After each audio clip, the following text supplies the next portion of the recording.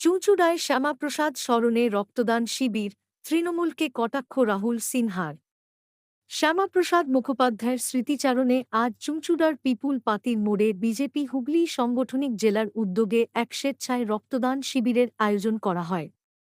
শিবিরের উদ্বোধন করেন বিজেপির প্রাক্তন রাজ্য সভাপতি রাহুল সিনহা। তিনি শিবির ঘুরে দেখেন এবং রক্তদাতাদের উৎসাহ দেন। অনুষ্ঠানে উপস্থিত ছিলেন রাজ্য বিজেপির সম্পাদক দীপাঞ্জন গুহ, জেলা সভাপতি গৌতম চট্টোপাধ্যায় সহ দলের অন্যান্য নেতৃবৃন্দ ও বিশিষ্ট ব্যক্তিরা। মঞ্চ থেকে রাহুল সিনহা তৃণমূলকে আক্রমণ করে বলেন, রাজ্যে তৃণমূলের অপশাসনের অবসান ঘটিয়ে আগামী বিধানসভা নির্বাচনে বিজেপি ক্ষমতা দখল করবে। রক্তদান কর্মসূচিকে ঘিরে বিজেপি কর্মীদের মধ্যে উৎসাহ ছিল চোখে পড়ার মতো।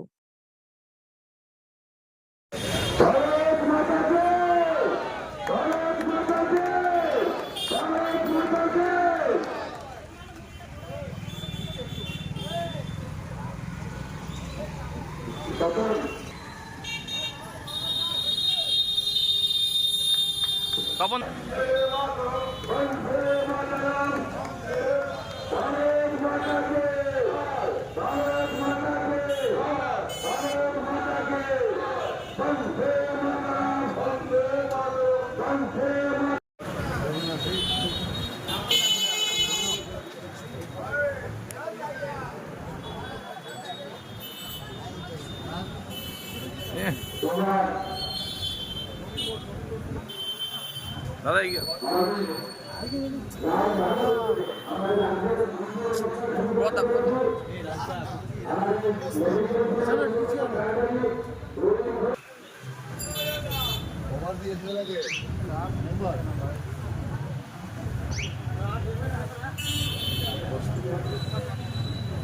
দাদা বন্যা তো আমি মনে করি ম্যানমেড ফ্লাড।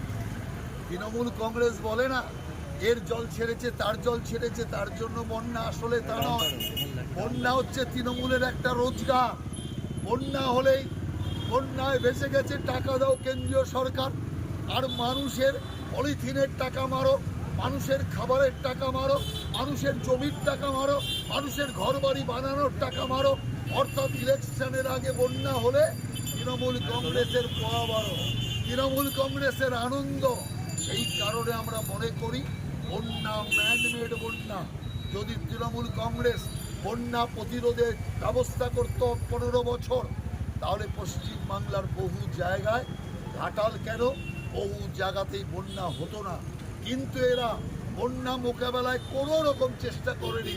তার কারণ বছর বছর তৃণমূলের ইনকামের একমাত্র উপায় তা হচ্ছে বন্যা। অন্যান্য ইনকামের সাথে এটা হচ্ছে উপরি ইনকাম তৃণমূল কংগ্রেসের। সেই কারণের জন্য আমি বলছি এ বন্যা, এ ফ্লাড, তৃণমূল মেড ফ্লাড।